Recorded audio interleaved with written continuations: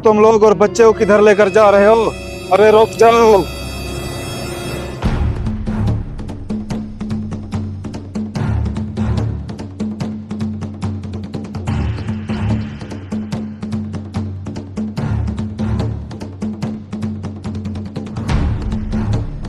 चल बेटा, इसके बाप को फोन लगा। नंबर कहाँ से आएगा? नंबर नंबर बताओ, वरना तेरी खोपड़ी में ठोकूंगा। मारना नहीं बताता हूँ। बस क्या था बताइए, क्यों दुखदा बताइए? आपके बेटे को किसी ने अगवा कर लिया। क्या गवाह है? चल तू बात कर उनसे। सुन, हम कच्चे के डाकू बात कर रहे हैं। तुम्हारा बेटा हमारे कब्जे में है। जैसा हम कहते हैं वैसा करो। क्या कच्चे के डाकू? आपको जितना पैसे चाहिए हम दे देते हैं, लेकिन हमारे बच्चे को छोड़ दो।